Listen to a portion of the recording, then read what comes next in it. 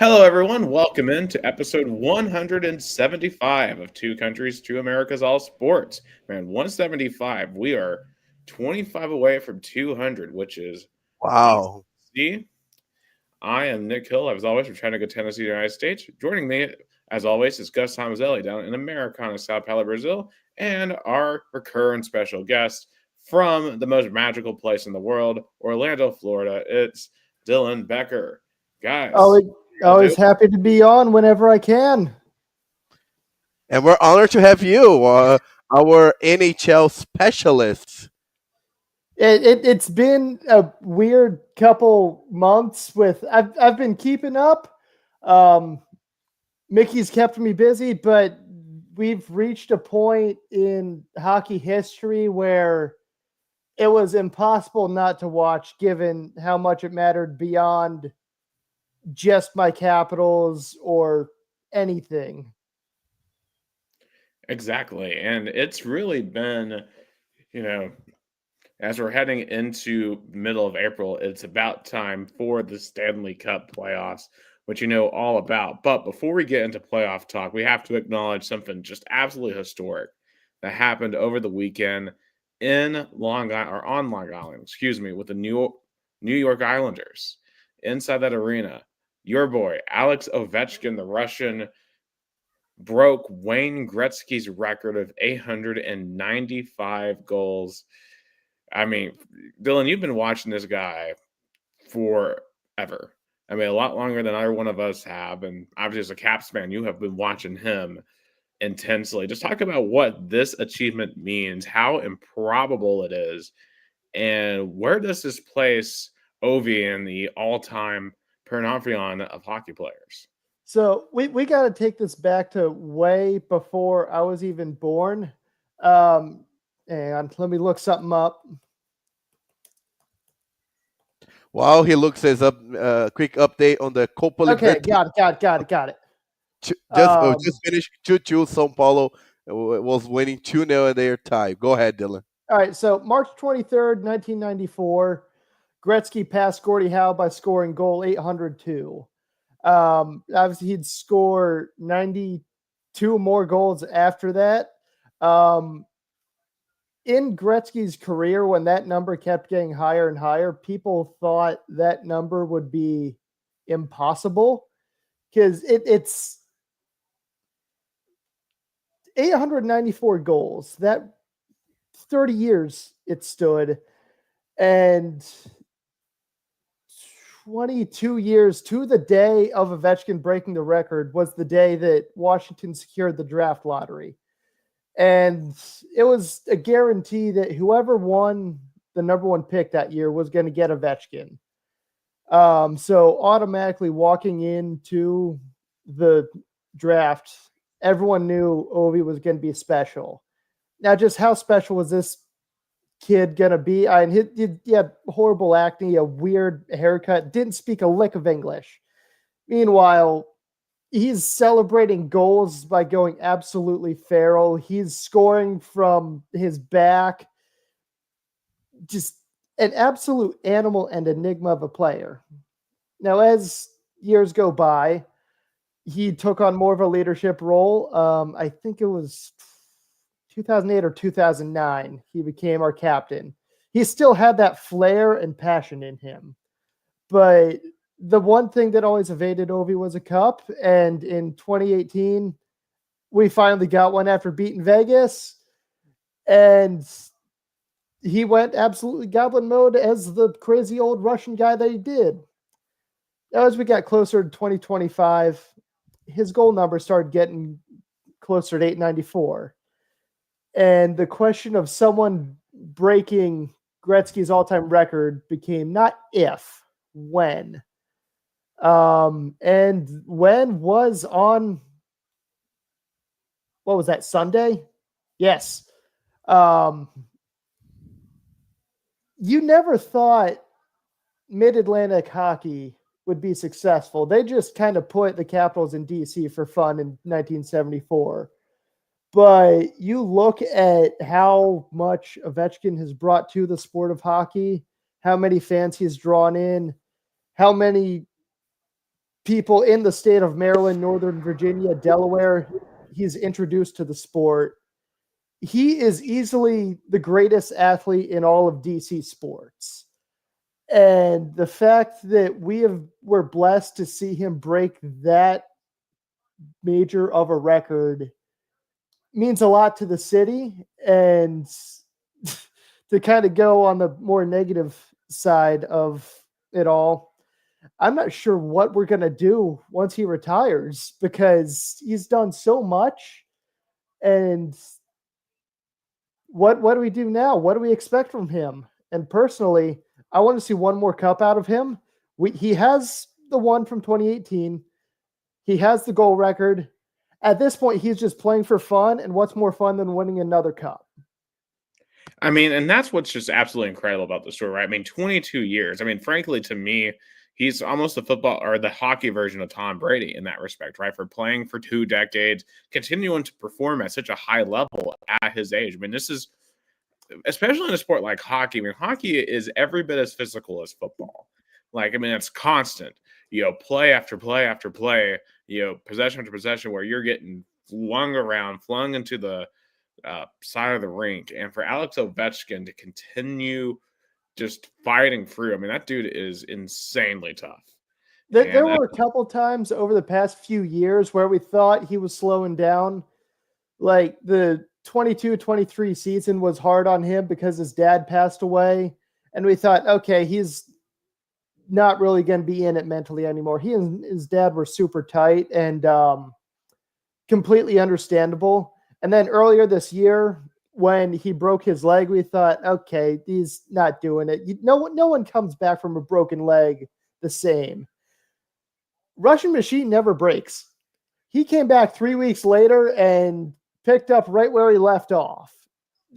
The amount of physical wear and tear this guy's gone through in the 22 years of playing is amazing. A typical human being probably would have hung up their skates by now, but Ovi is atypical.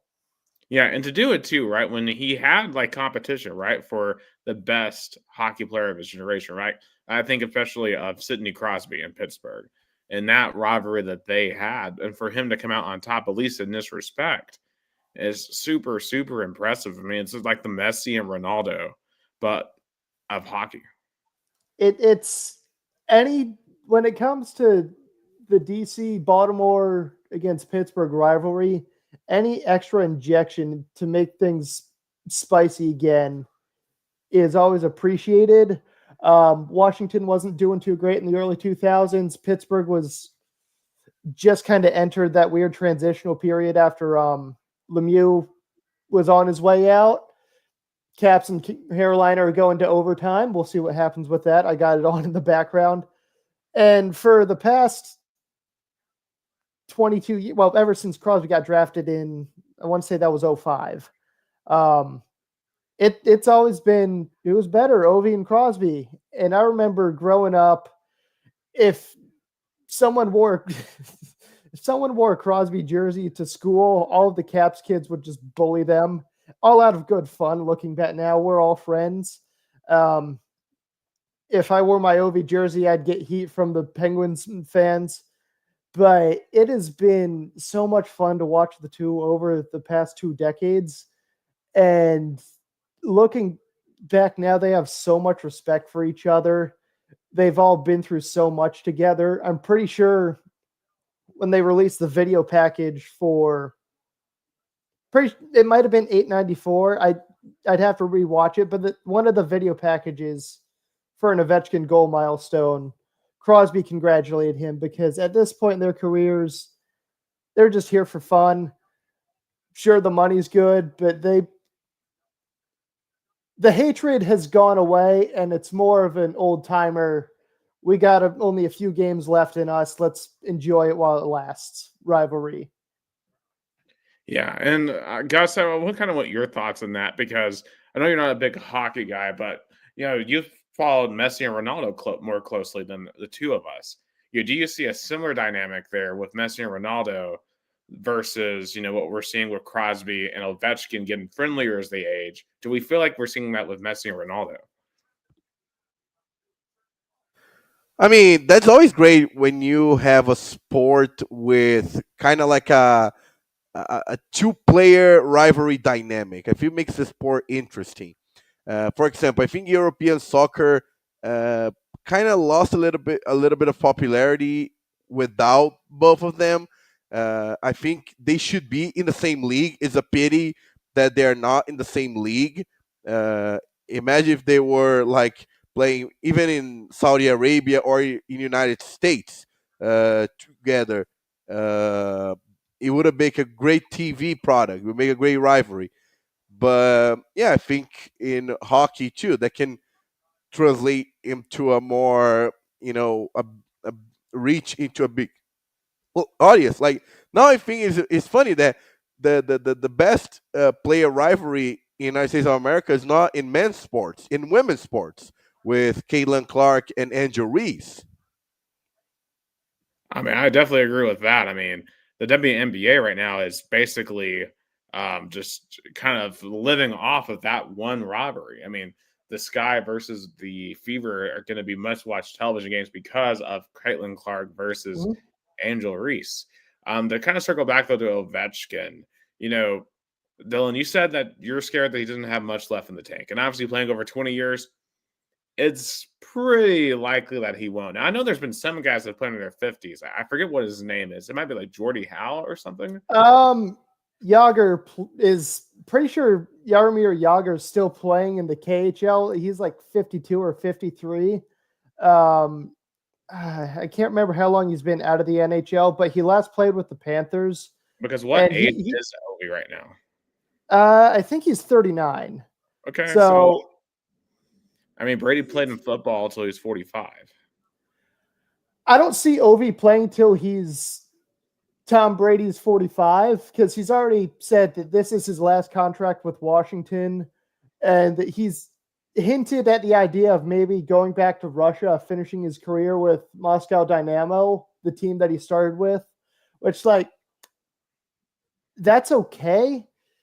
But it's just one of those things where we'll probably get into it a little more later.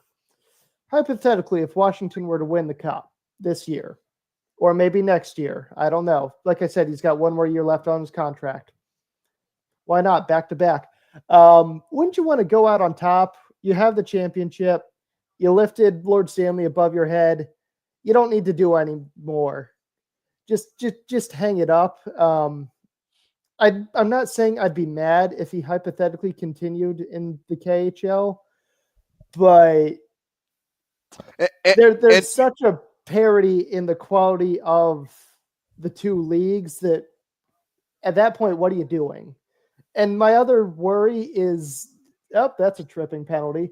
Um, the KHL is a little kind of morally questionable. There have been times where, like, I think they're the Moscow Red Star have, like, just for funsies, casually have Vladimir Putin play for them in an exhibition game. Um, we on a, we all know that Ov and Putin are semi affiliated. I don't know how tight they are. I try not to read into it because I don't want. I try to keep politics and sports separated whenever I can. Um, so you'd have that going for him, where it kind of ruined his brand image for people in the U.S. depending on their view on things. So Yeah, it's and that was an impossible situation for him too. yeah. I mean, not to Uh, defend his view, but like, I mean, like as Americans, sometimes we feel pressure to defend the undefensible sometimes or indefensible sometimes. it's one of the things where if it happens, he goes back to playing in Russia, being Putin's golden boy. Um, he's doing what he thinks is best for him. Go for it, even if I dislike. right. I mean, because like none of us will, I feel like, will ever truly be in that type of position Mhm. with that much pressure. Especially when you're tight with a dictator like that. But like, but I don't think that takes away anything from what he did on Oh the no, ice. of course not. because it's like it's the same thing with like musicians, right? You have some of these guys like like a Kanye West, for example. They're going nuts on social media, completely tarnishing their image. But does that take away from their musical achievements? I No, mean, you know, I mean, like not to like go. we gave like we gave an example with Kurt Schilling. No political opinion, none should be taken in consideration when you're deciding if he should go into the Major League Baseball Hall of Fame. None, because you are in the United States of America. There is the First Amendment right, the free speech, and you're judged by your achievements on the diamond, not off the diamond. exactly. And Exactly. we're the entire reason the three of us are talking right now and why there's going to be a whole exhibit for Ovechkin in the Hockey Hall of Fame isn't for how close he is with Vladimir Putin. It's because he's a damn good hockey player. Yeah. Just real quick shout out to Robert Becker Uncle Rob, and I Vanessa tagged him in Mas it. He in knew we Brazil were going as to be talking about this, so I made sure he's watching. Yeah, and absolutely. And and my friend Claudio Brito as well, who started taking English classes because of our podcast. So that also is shout out. amazing. I love to hear that. Hopefully, he can join us at some point and contribute Oh to yeah, oh yeah, discussion. he's a former soccer player, so that would be Hmm. nice. Even though he he used to play and still roots for Rio Branco's rival Union Barbarense, we're still friends. We still have a really good friendship, even though we're rivals. That's what good in sports. You can be rivals and friends as well. But back to the point of hockey, I feel like one thing I want to go back to, and you mentioned Dylan, going back on top. I feel like Ovechkin should really considering retiring this season, especially if the Capitals win the cup, because then you go on top. There's nothing Yeah, anymore. Like you won the Stanley Cup, you are the top scorer in the league. There's like when you go on top, like you create such a mythology that kind of subsides. I feel like, for example, if Tom Brady were to retire after winning the Super Bowl with Tampa, he would have definitely changed the way he retired. He would have a bigger mythology. Like Peyton Manning, kind of got that yeah. opportunity after Ray winning. Lewis. Yeah, Ray Lewis as well. Um, It's I fully agree with you on that because he's just one of those athletes that deserves the fairy tale ending. I'm sure he can waive the final year of his contract if they do win the cup because like what else is there to do? He has the two cups, he has the goal record. Just chill out the rest of the year. Perfectly healthy. He's ending it on his terms, which is great because um, a couple of our important guys on Washington probably aren't going to be able to do that. We have Nicholas Backstrom, who is on long term IR for hip issues. I think TJ Oshie is on long term for shoulder issues. I don't think they're ever going to play again. They're never going to put on the sweater. It's they're focusing on being there for their kids and their families, and that's what matters before it all. Um, Ovi has his two kids. He has his wife. Um, if he hangs it up, calls it a career, regardless of what happens, it's going to be okay for him. Just a very quick shout out as well to my boss, Breno Presoto, who made how can I say, an interesting screenshot while we were doing the pod that I was yawning. So thank you for that. yeah, and also shout out to my folks watching on TikTok here. I've got a couple of people watching on the TikTok here that and you see me talking back and forth to my phone and to the live stream. But to kind of, I guess, broaden out this topic, because we're talking about can Ovechkin win a second cup? And I know the playoff standings aren't completely finalized as of now, but we've got a pretty good idea of who's going to be in there. I know Washington's on top in the Metropolitan, along with Carolina and the New Jersey Devils. And I guess the question is, which one of the two wildcard teams will they play? Because to me, it seems like they're likely to play Montreal. in the first round. So, Dylan, how would you feel about a first round matchup with Montreal? So first of all, that is incredibly perfect timing because they just put up a graphic of the playoff predictions on the TV. So Washington, Carolina, and New Jersey have all clinched spots in the Metro Division. The Senators have clinched a spot in the wild card, and as of right now, Montreal has that second wild card spot. But hockey is a crazy sport; things can change. Um, I think we could take Montreal. Let me pull up how they're kind of looking right now. I want standings, not stats. What Um, one thing I was gonna ask: how much do you think Canadian franchises have a chip on their shoulder to win the Stanley Cup, especially after all the tension that Canada US had in the recent month? Probably the highest tension I think they ever been. Do you think it would matter even more if a Canadian franchise win the Stanley Cup? so the thing about that is you look at the NHL teams, they're full of people from a bunch of different countries. You could say certain teams represent the country of Canada a little better, like they're literally the Montreal Canadiens or the Toronto Maple Leafs or the Vancouver Canucks, all symbols that are so ingrained in Canadian culture. But again, not all Canadians are playing for that team. But the four nations, everyone on those teams were from that country. And with how tense things were at the time, people wanted our countries to kind of figure it out themselves. Things are spicy. Let's see what happens when we put people from these countries against each other. And it was obviously very successful. That's some of the best hockey I've ever seen. And it got people watching the sport that have never watched a second of hockey before. Yeah, like I have friends texting me about it who have never texted about hockey before. It was unbelievable to watch. I mean, it was an absolute spectacle, especially that finale. I mean, that was like one of the greatest hockey games I've ever watched. Nope.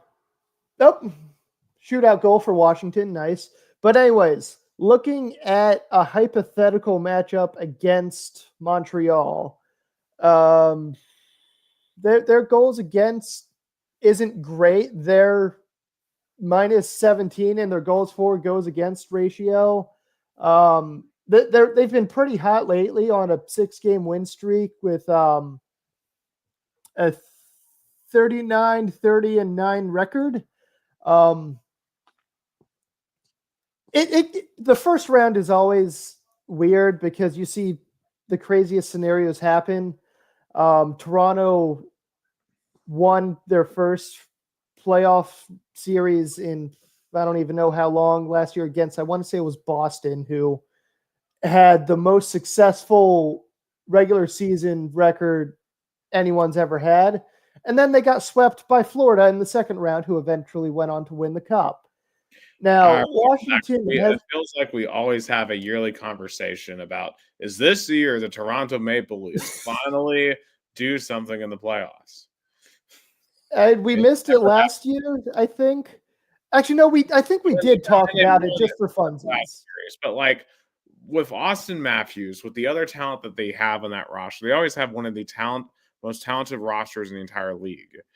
The Maple Leafs, yes, they won a playoff series, but that did what? I mean, that did literally nothing. Like you got swept by the Panthers. And shout out to our friend Jason Warwick, who's in Cincinnati tonight, saying that my favorite team, Canadian team, is the Calgary Flames because they're named for a Confederate elf. Because the Flames were initially in Atlanta, because Atlanta cannot hold on to any hockey teams whatsoever. Although I heard recently they're thinking about expanding to Houston, which I think would be an absolute disaster because I don't think Houston would care about hockey. Like Dallas cares about hockey, but I don't think Houston would. And we always I think Austin would have cared about hockey. You know what? I agree with that take. I think Austin would take on the hockey. Because I think Austin Caps win in the shootout. because Houston barely shows up as is. I feel like for other sports, right? Like they'll show up for the Texans when they're good. They'll show up for the Rockets when they're good. But Houston isn't exactly, in my opinion, the most vibrant city anyway. Like their downtown's kind of boring. It's just a bunch of skyscrapers that all close by 8 p.m. It's, they're 45 minutes away from a very dirty beach in Galveston. And really, if it wasn't for oil, I mean, what would be the point of Houston, Texas? There would be no point. It's just endless suburbia and traffic gridlock. I'll put it this way: you can put an NHL team wherever you want.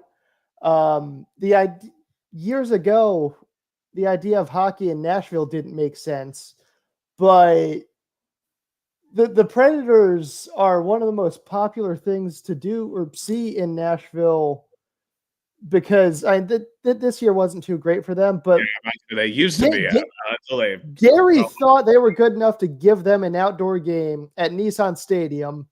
And when you've been blessed with an outdoor game in your city, the eyes of the NHL are on you.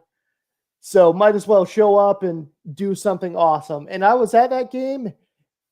Sure, the Predators lost, but the vibes on Broadway, the vibes in the city were immaculate.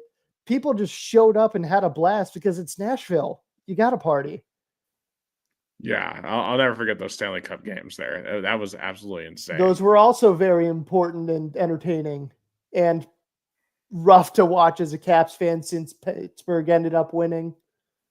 Yeah, I was talking about this with someone the other day about how we got robbed in Game 6 in 2017. That was a rough one. Yeah, just absolutely brutal. But hey, I don't have to worry about that this year because the Preds are nowhere close to the playoffs. And Pittsburgh already got eliminated. It's a win-win. Yeah. So I'm trying to think about going back to where we were. A matchup against Montreal, it's going to be competitive. The NHL playoffs are the most competitive playoffs in all of major sports. I'd say it'd go 5-6 games in hopefully Washington's favor. What the biggest issue we have is the President's Trophy curse possibly hanging above our heads. Winnipeg is above Washington right now in overall points. So if that doesn't change, Winnipeg's going to be the one with the curse. We're probably fine. At the same time, Washington hasn't won a playoff series since we won the Cup. It has been 7 years. There's a reason I went to Tennessee. I'm not good at math. It's been 7 years since a playoff series, so we're kind of out for blood and just trying to get past that hump. With the guys that we have or that Washington has on the team, I think it's doable. Now, the real question is... And kind of look at some of the other matchups as well. We got potentially Toronto versus the Ottawa Senators. An interesting Canadian matchup. Ooh, that could be a fun one. Hypothetically, I don't want to pick Toronto because Toronto's just going to do Toronto things and choke. But thinking realistically, I think Toronto could take Ottawa, but then inevitably get beat by whoever they have to play after. Yeah. We're having possibly a Sunshine State matchup with the Panthers and the Lightning. And the Lightning, I noticed when you look at them compared to the Maple Leafs, they have a much better goal difference. But I think the thing that's keeping them behind Toronto is they're only 500 on the road, while Toronto is 23-13 on the road. So when they get away from Amalie Arena, they don't do very well. They're kind of like the Josh Heupel Tennessee Vols of the NHL. It's Tampa is full of players who wanted to avoid the cold of Canada, Minnesota, all of the northern states, and just enjoy themselves in the state where most of the time it's 1,000 degrees and everyone's hot and sweaty, which it's worked out in the past for them. And they went back to back with cups. But Tampa's kind of a faltering organization right now. They lost their captain, Steven Stamkos, which is a move by their GM that I still question. And anytime I see someone wearing Tampa stuff, I ask them about it. Even they don't know what's going on and agree that it was a poor choice. Florida, same thing, but they're more on the upswing. They won the cup last year. They got another questionable choice by a GM. Boston's GM traded away Brad Marchand, their captain. And in that hypothetical scenario, I would pick the Panthers. That being said, again, like I was saying earlier, both teams are very hot right now when it comes to Commissioner Bettman looking at them. In a controversial move, the Stadium Series is going to be in Florida, which, like, how is that going to work? Why? Nobody thinks outdoor hockey and the like immaculate vibes of playing under the stars or under the sun, like the state that's known as the Sunshine State. Literally, It doesn't make sense. Are they going to put the hockey rink on Main Street, USA? I mean, they've done crazier stuff for a while. There was wrestling outside Hollywood Studios. Back then, it was MGM Studios, but they right at the entrance of one of the parks, wrestling. You know, for some reason this week I've talked about Disney World more with several different people than I have in years, and it's just been an ongoing topic all week. It's been Disney World, so and now we have a preeminent expert. I've learned a lot, and there's a ton of crazy stuff going on. Disney's going to be everywhere. They own ESPN. Of course, it's going to be involved in all of our hobbies. Exactly. Now, you granted how invested ESPN is in NHL is questionable, right? Like, because it seems like from all the stuff I hear, people seem to prefer TNT's coverage to ESPN, and from the stuff I've watched, TNT definitely seems better than ESPN. I just don't like the way how kind of casual the ESPN guys are, especially when you have someone with a personality like PK Subban. I was actually talking with Uncle Rob earlier. TNT just has that flair, and sure, in some cases, you want just straight up commentary. When Ovi broke the goal record, I was watching the local broadcast rather than the TNT broadcast because I wanted to hear Washington's guys call it. I didn't want to, as much as I love Biz and Lundqvist, and Gretzky wasn't there because he was a little preoccupied. I wanted to hear my guys talk about something historic for our team. Now, when it comes to just a random fun matchup, TNT guys all the way, they're going to make jokes. You put Washington against Pittsburgh or New York against Boston, I want to hear all the chirps that they can throw out. I saw on Twitter, X, earlier today that Paul Bissonnette and former WWE wrestler Adam Edge Copeland said if Toronto wins the cup, they're going to parade around the city of Toronto shirtless and pantsless. Well, Drake would like that a lot, wouldn't he? Well, say Drake. You really want to do that? Didn't think I'd still be making that joke. Out of cell block 1, you know. But it's TNT has that excitement that hockey needs because it's a very unorthodox sport when it comes to players. You don't see a lot of goofy football shows or goofy baseball shows. Or okay, soccer has Ted Lasso. We'll give them that. That's a pretty good example of a sports comedy. Hockey has Goon, Slapshot, Shoresy, Letterkenny. I guess we can count the Mighty Ducks as a comedy since it's a whimsical kids movie. They got a lot going for them because hockey players are not only a different breed physically, they're a different breed mentally. Last summer, before I moved down to Florida for this job, there was a guy I was playing beer league with who just like always showed up wearing the funkiest stuff possible. Why? Because it was his good luck Madonna t-shirt or whatever. And then goalies, don't even get me started on them. They just kind of, one that I remember, whenever Braden Holtby got scored on, he'd shoot his water bottle in the air and would pick one of the drops out of, I'm not a physicist, however many are in that squirt of water, and just watch it fall down to regain his focus.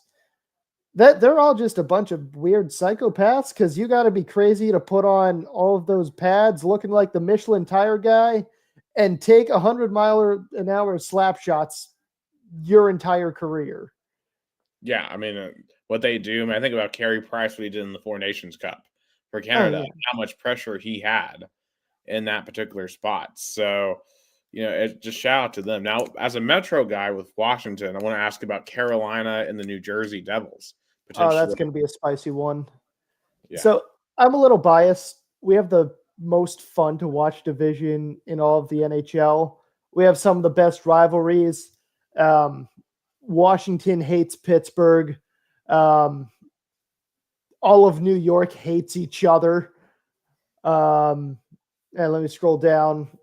Well, we'll throw New Jersey in there as well, since they're basically New York. Pittsburgh and Philly hate each other, but that doesn't matter since they're both out of the playoffs. I can watch a Metro Division game, whoever's playing, and be entertained because there's actual hatred. Now, you look at the other conferences, like in the Atlantic, Boston and Toronto hate each other. Montreal and Boston hate each other. Montreal and Toronto hate each other. The two Florida teams hate each other. Other than that, And then, like, the Central, Chicago and St. Louis, and that's kind of about it. And then Pacific, you got the Battle of Alberta. Vancouver and Seattle are close in proximity. Anaheim and San Jose. But, like, Metro is just straight beef, given how close all of our teams are in proximity. Sure, Carolina is several hundred miles south from, I guess, our northernmost teams, probably either Pittsburgh or either of the New York teams. But we see each other enough where there's hatred. And that in the Carolina game earlier today, in this couple days ago, we play them. Bunch of fights throwing down. That carries over if you play another Metro Division rival in the same game. And you guys remember watching the bubble when that was a thing during COVID. It was just slugfest after slugfest, because when you play the same team over and over again, you see them the most often, you're going to carry some resentment for the other team, especially when that stacks up over years and years of petty rivalry. Yeah, and like looking over at that Western Conference, I mean, some of these point totals are crazy. Like the Central, like Winnipeg has 110, Dallas has 106, Colorado has 100. I mean, that's insane to see 3 teams above 100 in the same division. Now, it looks like it's going to be Dallas and Colorado in the first round, while Winnipeg will play maybe St. Louis. Like, how do you see like those series going? Yeah, it's probably going to go like that. Winnipeg, St. Louis, it seems reasonable. I'd go Winnipeg just because they've been an absolute powerhouse this year. Colorado and Dallas, that's a fun one. Yeah, and Winnipeg too. I can't, with them being a powerhouse, cannot wait to see those wideouts. They've constantly been hot over the past 8 years. Vegas was the ones that beat them to make it to the Stanley Cup final in 2018. They've been pretty consistent in the playoffs, and it's just rotten luck that they can't take that extra step to make it to the finals. Didn't Florida beat them last year? I believe so, yes, because I remember their run really got started when they knocked out the Preds with the last really good team that we had. Yes. Now I remember. Trying not to sound uneducated, but like I said, kind of lost track with this job. Winnipeg is going to win a cup. It's not a matter of if, it's a matter of when. We've been saying that a lot, but that's one of the more definite ones. I wouldn't be surprised if they make it to the finals this year, because they're just that good. Now, it's one of those Like, things where you look at, you got Vegas is the other team with over 100 points on top of the Pacific, and then you've got the battle for Wayne Gretzky between the Kings and the Oilers. Besides the Metro, I think the Pacific is the second best conference just because of that. And all these different tabs. You got, like I said, Seattle and Vancouver, LA and Edmonton, Calgary and Edmonton. I know Calgary's kind of in purgatory right now, but they've also got heat, and I'm expecting some good playoff hockey from them. Yeah, so right now, if you had to pick a team to go all the way, like who would be your Stanley Cup final matchup right now? Okay, so I'm going to give you two answers because when it comes to questions like this, I give the brain answer and the heart answer. The heart answer is Washington, obviously. That is my dumb, biased opinion coming out, but you have to hear me out on this one. 2018, do you guys remember who won the Super Bowl? It would have been the Eagles that year. Who won the Super Bowl this year? The Eagles won the Super Bowl this year. I am going based off just that and the immaculate vibes going on in the locker room at Washington, because 2018 Washington wasn't trying to win the cup. It just kind of fell into our hands through a stupid luck. And I mean that's what kind of like DC teams recently, because they're not only the Capitals but the Nats 2019 World Series. You basically describe the World Series won by the Nats. Yeah, it's even though I'm primarily an Orioles fan over the Nats, it was exciting to watch the Nats win the World Series because Houston was a powerhouse, and sure, they might have been doing the questionable things at the time, but Washington was able to overcome that. And then this year, the Commanders the Braves basically had the same type of World Series in 2021. I mean, that came out of nowhere. It's besides the NHL playoffs, baseball is my second favorite playoffs to watch because anything can happen. But going back to your point, Gus, the Commanders made it to the NFC Championship right after finally getting rid of their ownership, who sucked. I'll straight up say it. That's the reason that they were so bad for so long, because of poor ownership and poor management. Now, once you get rid of that, they are a solid football team with potential. And you got Jaden Daniels at the helm. He has a heck of a future ahead of him. Hopefully he stays in Washington, because I want the Ravens and the Commanders to be in the same conversation for a potential Super Bowl matchup. Think about what that'd do for both cities. Question, with those teams in such proximity and with all of the, with both of them having such exciting quarterbacks, which team do you think is more likely to win a Super Bowl over the next, let's give it 5 years? So my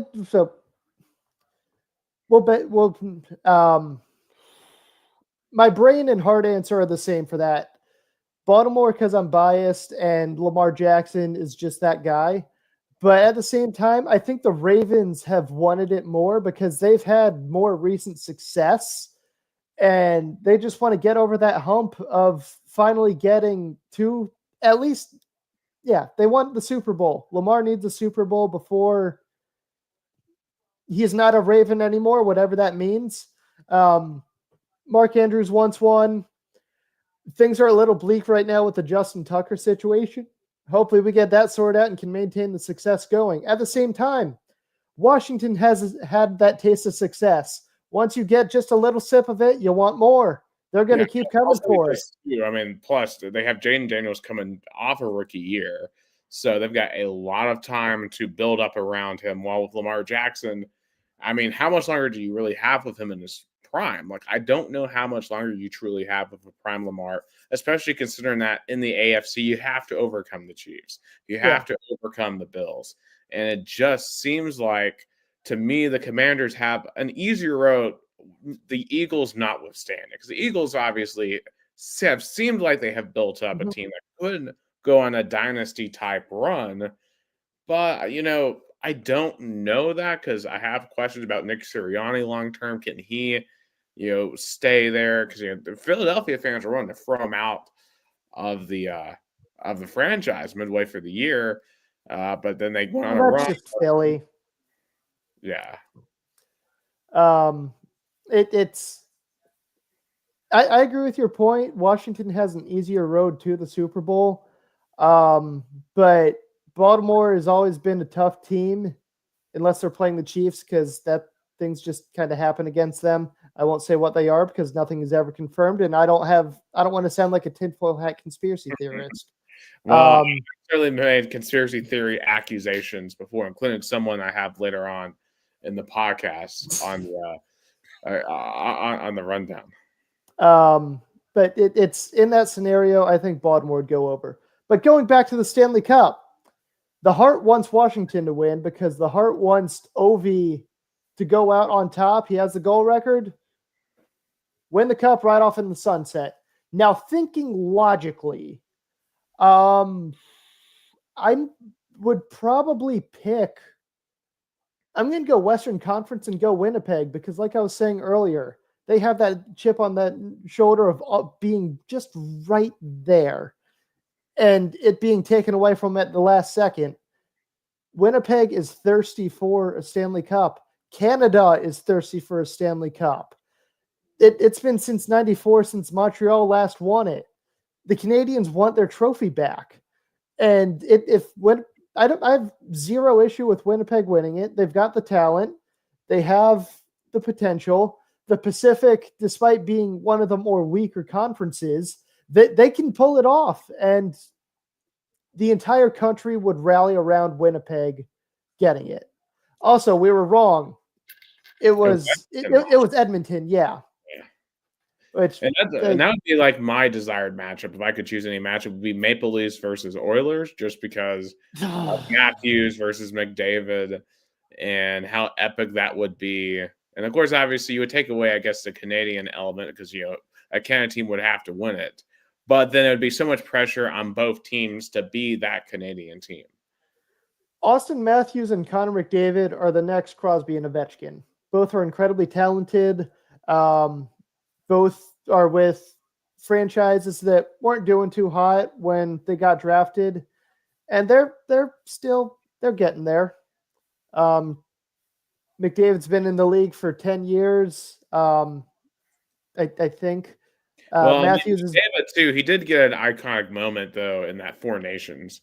Oh yeah, he's in that scenario. He's the new Crosby because 2010 in Vancouver, Crosby scored the golden goal. Everyone in the U.S. hated him, even American Penguins fans, because again, international hockey is just like that. It doesn't matter if your team captain is representing or scores. He is not on your team. He is he's your rival. You don't like him until he puts your team sweater back on. I don't want to compare Matthews to Ovechkin because throughout his career, Ovechkin has had the support of basically the entire team. The other night when they had it's Washington's 50th anniversary. Every few weeks they're doing some sort of era of the team celebration. The other night they had the Stanley Cup team reunion where guys like Devontae Smith-Pelly, TJ Oshie made an appearance. Even though he wasn't on the team, Carl Alsner made an appearance. Braden Holtby made an appearance. Ovi has had the support of his team throughout his entire career. Toronto, on the other hand, only has that top line, in my opinion. And sure, those guys are tight, but everyone else is just kind of there along for the ride. You can't put all of your chips on that select group of guys to take you to the playoffs. Devontae Smith-Pelly scored one of the most iconic goals in Capitals history in Game 5 of the 2018 Stanley Cup Finals. He's not part of the team anymore, but he is forever a Capitals legend for what he did in those playoffs. Can the same be said about anyone on the modern-day Toronto Maple Leafs that's not on the top line? Yeah, and that's something that perhaps if anyone's watching that's not a big hockey person, that's something that you may not think about the top line, about how these lineups, get switched out all the time. So, it'll be interesting to see if those backup lines for the Maple Leafs can make a difference. Um, but Dylan, you mentioned that was your heart matchup. What is your head matchup? So in my head, this one's a little more pessimistic. Washington gets at least through the first round, but we lose in the second round to probably Carolina. They've been a thorn in our side for a while. It's also been a few years since they tasted the glory of Lord Stanley. They're going to want it. They're going to be my pick to make it to the final if I think logically. Going to the West, I'm still going Winnipeg. So, again, the great thing about looking at teams without bias is you're able to think more logically. Do I want Washington to win? Obviously. I want to run around my backyard, jump into my pool wearing my Caps jersey again. But in the field of sports journalism, you can't always pick your favorite team. So a scenario in which Carolina, as much as it pains me, and Winnipeg face off for the Stanley Cup in late May, early June, it makes sense because both teams have that chip on their shoulder to give them that extra motivation to go the distance. All right, that sounds like pretty good to me. Of course, we'll have the actual bracket by this time next week, but it's good to go ahead and kind of get an idea of what we're in store for, because the Stanley Cup playoffs are always super, super exciting. The last hockey-related topic I wanted to ask about is about some of these teams that are struggling. And, for me, I'm thinking about the Nashville Predators. I mean, because it felt like, we were a playoff contender year after year, but things have really fallen apart, especially with Barry Trotz. He gets appointed to GM. He makes some really bad decisions, and things just have spiraled downhill. I mean, how does Nashville rebuild from here? GM transitions are always hard, especially with someone as tenured as David Poile. He knew what he was doing. He trusted the team. The ownership trusted him. Nobody ever questioned him. When he decided to retire, it means he's just going home, enjoying the rest of his life. He felt like he'd done enough. Barry Trotz still has a lot to do in the NHL. Sure, he won that cup with Washington. He spent some time in New York. He started his career in the NHL with Nashville. Even before that, he was the Baltimore Skipjacks coach. I honestly, I think Nashville's just going through that new GM funk. They'll be able to bounce back through it. Just got to kind of draft smart and make those off-season adjustments where you're thinking more in the long term. Are the next few years going to be rough under new management? Obviously. Nashville still has that potential because you got the fans coming in, and as long as the money keeps coming, the better players can keep coming. A lot of guys, Nashville attracted Steven Stamkos from Tampa. That's really saying something because Stammer and Tampa were so intertwined. Yeah, Do you have any idea? State income tax. That certainly helps.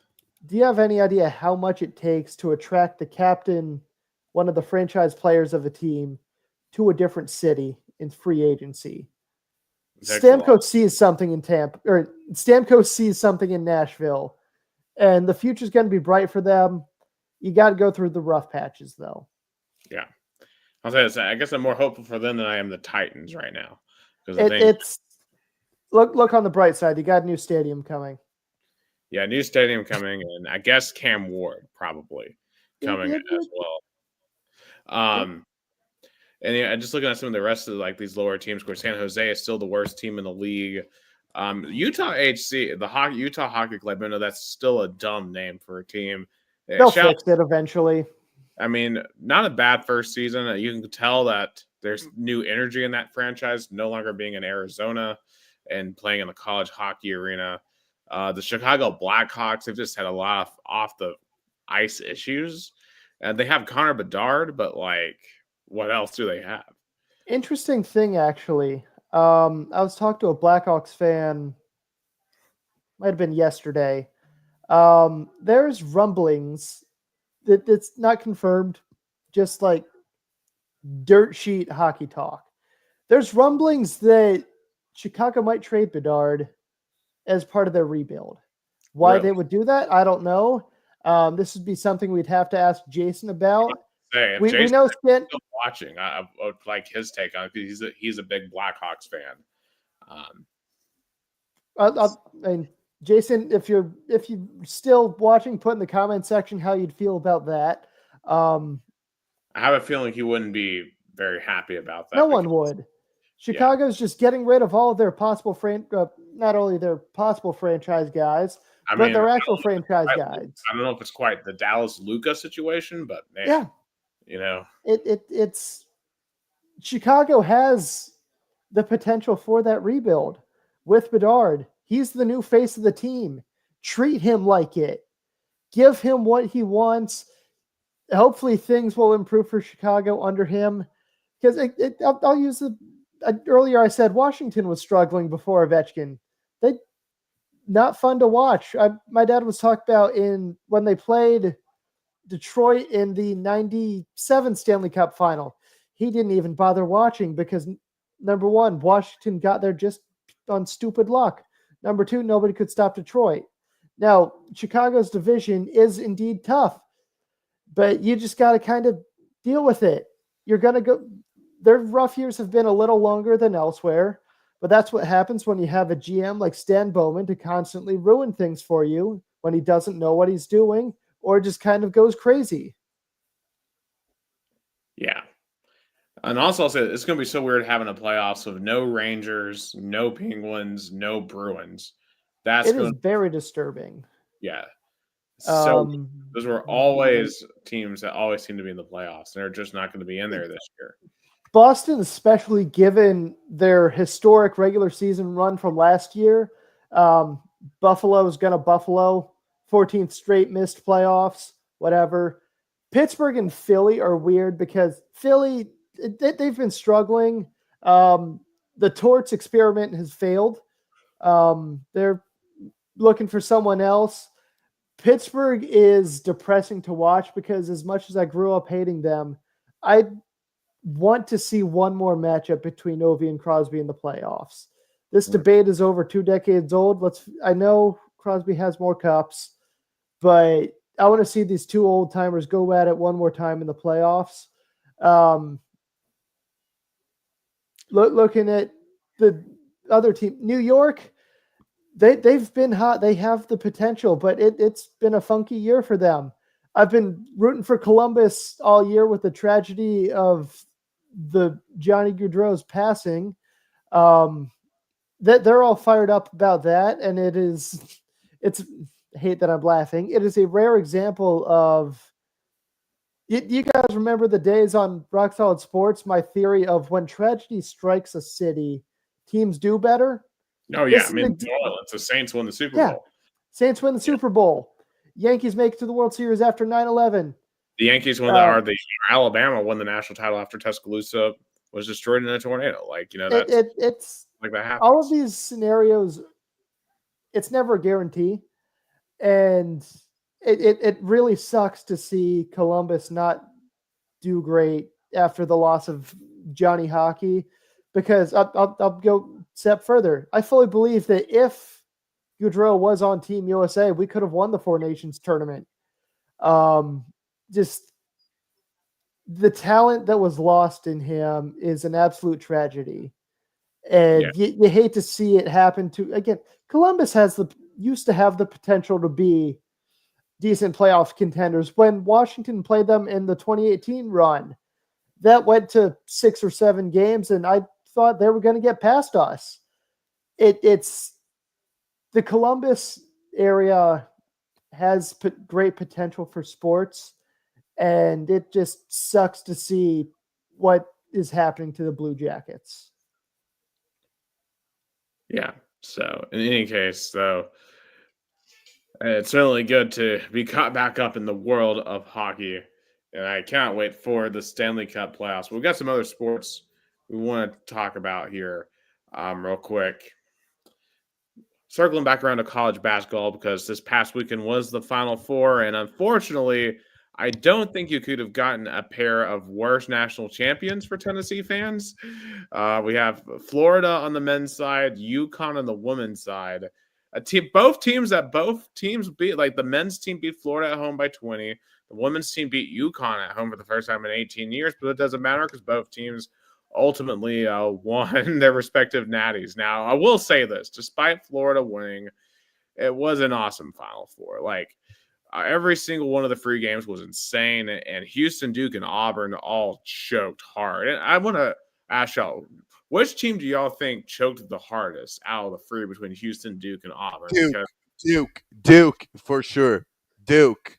I mean, that was just a generational choke. I mean, you had a 6-point lead with 30 seconds left, 14-point lead, I think, with 5 minutes. And the fact that y'all lost that game with the talent advantage, with a guy like Cooper Flagg. And can we say this? I'm not sold on Cooper Flagg as a high-end pro basketball prospect. I mean, this dude did not come up big at all in this tournament. He didn't come up big in the regular season when they needed him in a really, really tight spot. That he didn't show up for the moment. Like Walter Clayton for Florida, that's a dude that's going to ball out in the NBA because that dude showed up each and every time the Gators needed him to win. And that's why Florida's champion, because he had a guy like Clayton who was the single most clutch player I've seen in college basketball in a very long time. Cooper Flagg was not that. And I think for John Shire, this game will ultimately get him fired. Not right now. It's going to get him fired eventually, unless he gets a championship down the road. The clock's ticking because for Duke, like that might be the best roster he will ever have. And to blow it to Houston is insane. It's that they call it March Madness for a reason. Whack stuff can happen. I bring it up every time we talk about college basketball. UMBC upsetting number 1 seed Virginia.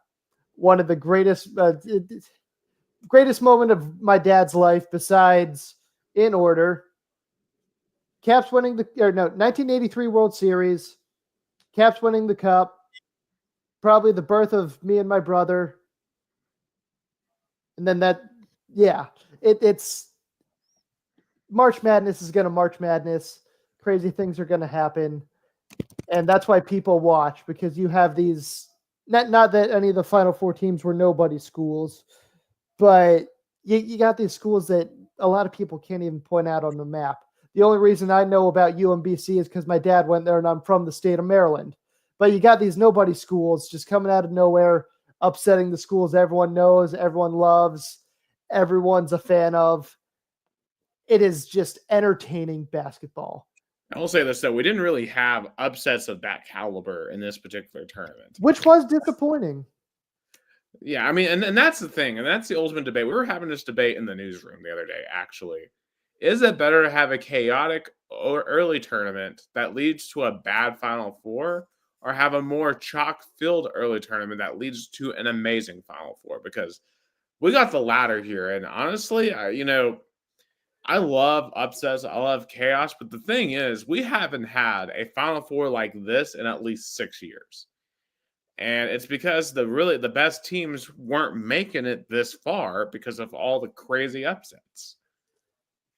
I think ideally, but my ideal fantasy March Madness is you get 1 or 2 upsets early in the tournament. Then the big schools I hate to use this terminology, put the little schools in their place, remind them which conferences, which teams are the big dogs, and go on to win the Natty. That being said, I always like it when one minor school sneaks into the Elite Eight, the Final Four, the championship, just because it puts those little schools who nobody ever thinks of on the map. The eyes of the world are at least the U.S., are looking at those schools, and they're giving them that credit that they're good enough to make it to the world or the national stage so everyone can watch.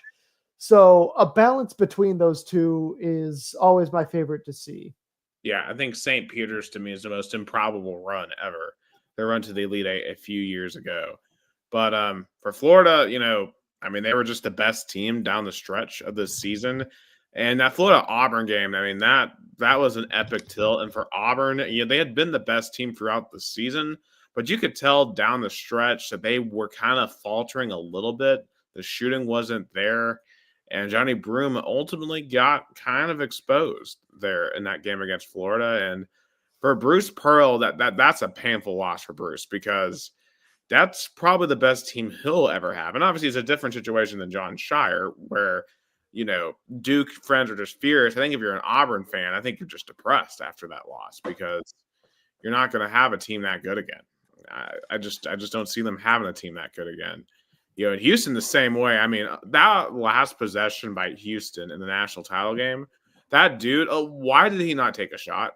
Like, he just was fumbling the ball around and then didn't want to get a travel call. That was the worst last possession I have ever seen in my life. Just an absolute disaster for Houston. But Houston did prove they were good enough. And honestly, that took a lot of the sting out of them blowing us out in the Elite Eight, just because clearly they were a better team. Mm-hmm. Sure. I mean, Tennessee was like the 5th or 6th best team in the country this year. We just weren't one of the top 4. So that is what it is. But I guess congratulations to Florida. And I guess congratulations to Connecticut on the women's side. I didn't really watch any of the women's Final Four, but Connecticut really steamrolled. Good for Paige Beckers. She's a baller. And I can't wait to see her in the WNBA. And we were talking about Angel Reese versus Caitlin Clark. But add in Paige Beckers into the mix. I can't wait to see Paige Beckers versus Caitlin Clark. Now that has superstar potential written over it. And talk about someone who had to overcome injuries, because she had a lot of things to overcome to win this natty. Oh, absolutely. And next year I can't wait for us to be talking about Juju Watkins in this situation. Remember Juju Watkins for USC? She got hurt during this tournament in that second round game against Mississippi State. So Juju, she's going to be coming back too as well. So a lot of really interesting storylines developing in women's college basketball for sure. Also, just one real quick transfer portal shout. The basketballs, they got one of the Crab 5, Jacoby Gillespie. They're starting point guard after their coach left for Villanova. So I'm excited for that. He'll be effectively the Sakai replacement. I don't expect him to be as good as Sakai Ziegler, but I trust Rick Barnes when it comes to point guard. So if that's who he wants, I'm all for it. Now, for a situation that is a little more unclear and that may get me a little heated, let's talk about our favorite quarterback, Nico Emilov. So there's an On3 report earlier today that circulated claiming that he has started a renegotiation for his NIL contract for the second time this offseason. It's not even the first time this offseason, the second time.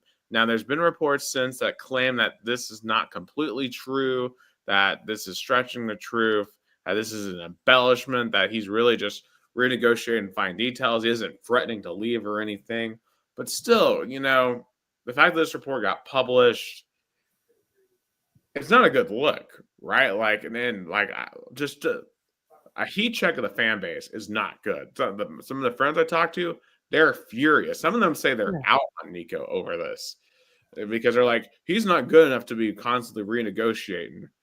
I mean, I don't know. What are y'all thoughts? Because this is just a perplexing situation.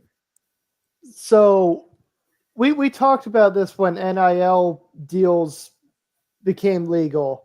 There were most definitely going to be players who try to use negotiations to figure out which school is going to pay them the best, or where can they go to get the most money. How much is Nico getting? $8 million? Yeah, I mean that's what he was. Yeah, it's that is a lot of money for someone in their late teens, early 20s. I can't even process what that much money looks like. That being said, I get why paying players was necessary, They're doing all this stuff for the school. They're having all this like attention drawn to them. They deserve a little slice of the pie, especially when a team's successful or when like local businesses are like, hey, you're kind of a local hero. Help us out a little bit. That being said, you're getting $8 million and you are in your late teens, early 20s. If this is true, then that's kind of not exactly a grateful thing to do to renegotiate. Say you want more. You're already getting a free education, free housing. It's we all had to pay our way through school, and he is. Don't get me wrong. SEC football is incredibly tough. I'm not I'm discrediting about that. to say though, like none of us were bringing Yeah, millions of dollars in revenue of either. course not. And I'm Yeah. not dumb enough to not acknowledge that. But $8 million to play football, plus you got your scholarship. You have it all. And what I was actually talking about with an Alabama fan about this, which I didn't think we could have a civil discussion. There's no such thing as loyalty to a school anymore because of NIL. And this guy blamed it all on why Saban left because it's not the same anymore. Sure, there have been rumors that Saban and Alabama were send them some money or encouragement to players' way to stay or at Alabama or come to Alabama. All alleged. But now that it's out in the open, it's just okay. The local millionaire, billionaire, whoever can basically buy players, and it's gonna make the sport basically just turn it into the NFL, but the roster changing every 4 years. Yeah, the whole thing is just really off-putting to an extent. But like on the one hand, as a capitalist, I can't blame him Yeah, because there are no rules. I we, mean, we all know we all know what the problem is. It's called the National Collegiate Athletic Association, the NCAA. That's something I've been telling since our Rock Salt Sports day. There should have been a smooth transition. For example, they had the opportunity when they probably noticed by like 1980 when you had the SMU scandal. Like, wait, maybe players do want to get paid to play college football. Maybe we should think about that. No, instead they want to keep the uh, big wall of hypocrisy, the student athlete kind of silly notion that they're getting paid in education, which is valuable. I'm not saying that, yeah. but when your sport recently is in the value of a billion, not million, billion with the B, you want a share of that revenue, since you're the ones sacrificing your bodies for the sport. So to point out, to like saying to Dylan, yeah, it's totally fair for them to be compensated for the value they think they should be paid, and especially if they have teams or programs that want to have them. But the problem is, it's not like in pros where it's a straightforward situation. You have the agent with the player and the GM with the owner, and they're a straight negotiation. I want to get paid X. The team say, maybe we want to get X minus three. Okay, we want X minus one and a half. Deal, deal. But from what I can see in college football, you have the the player, and you have the collectives, you have the brands that makes your NIL bigger, boosters, and now you have have head coaches and even GMs. It's a whole bigger mess than pro football or pro sports. And one thing I'll credit NIL with doing is a lot of these athletes either their odds of going pro are they could do it. Like I wouldn't be surprised if we seen Nico in the NFL, But like, just a random volleyball player, for example. I can't think of any off the top of my head. Professional volleyball isn't as profitable as the NFL. So it gives them that extra money to succeed in life after their college careers are over.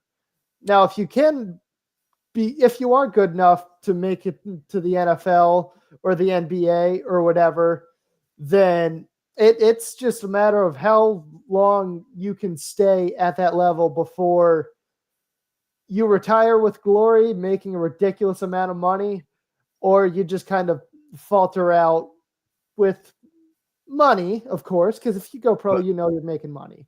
But like the thing about this, though, like Jalen Hurts just won the Super Bowl MVP.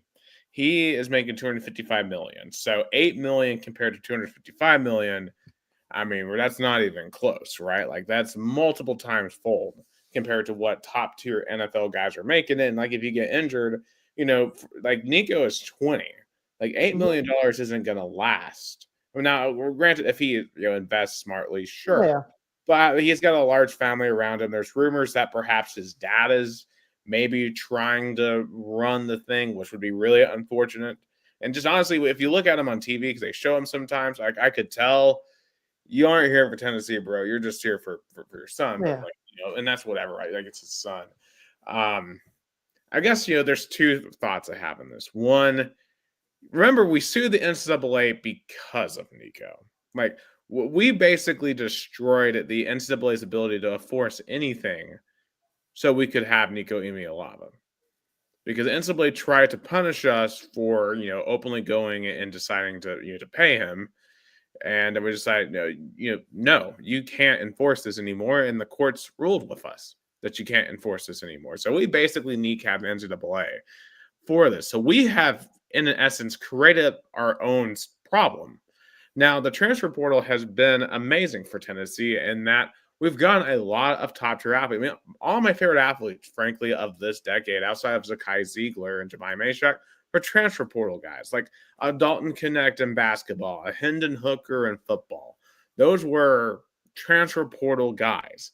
Like Josh Heupel wouldn't have been able to turn around the program as fast as he did without the transfer portal. So the portal has been a blessing for Tennessee. Now, it's been a curse for many, many other schools. Tennessee, in a way, blew up the rest of college sports for our own benefit. I mean, it's one of those rare situations where we're the big guys. We're kind of the bad guys. A lot of smaller colleges like a Washington State watching Cam Ward go nuts, or watch like a Kansas State watching Will Howard walk away to go win a title with Ohio State. They should hate Tennessee because of how we took away the organization that protected them.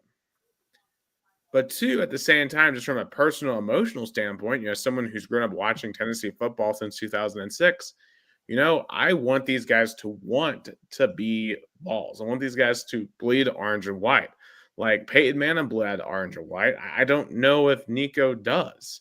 It's like, you want a girl to be completely interested in you. But like if they're not, if you don't feel like they aren't, then you're just kind of sitting there like, well, what am I doing trying to pursue this feeling? With Nico, like, yes, you're the 5-star quarterback. You're the top, quote unquote girl at the bar, right? But, if he doesn't want to be there, if he doesn't want to be with you as your quarterback, then, is it as fun? Like when I watched Nico this fall, he could have some games where he's incredible. And if he goes out and beats Bama on the road and beats Florida on the road, I will forgive him completely. But if we go out and lose to Bama and Florida on the road again, or we lose another game that is not good, right? Like we lose, I like Mississippi State for no reason, or we lose to Oklahoma at home, lose to Syracuse, lose any of those type games, I'm going to be very, very upset because I'm like, Nico, like, especially if he goes out and doesn't play well, how much time did you waste on contract negotiations versus getting ready?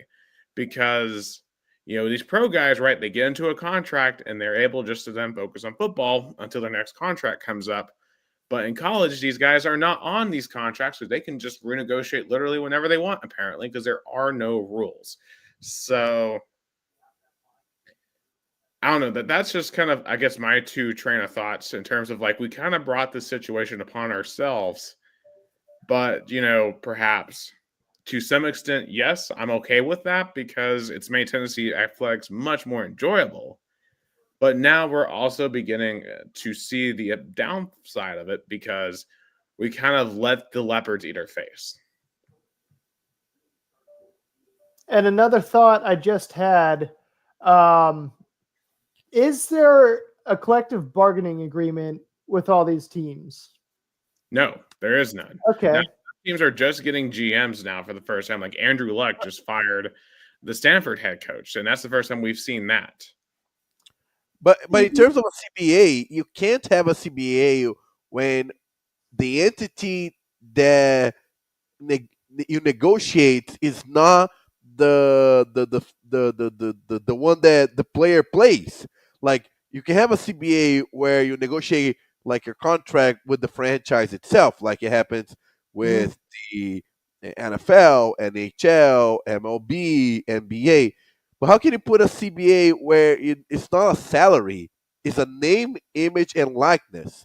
It's like you're trying to put a cap on sponsorship. It's like to put a cap on how much, for example, NBA players get paid to have, shoe deals. You just can't.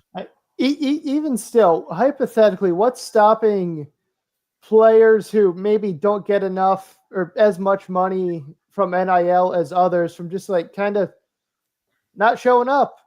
They don't want to play anymore because they are frustrated with the mass parity differences in how much Nico is getting versus I think a random other guy on the team. I know it would all go down to, again, they're getting the free education. They don't have to worry about student loans or anything.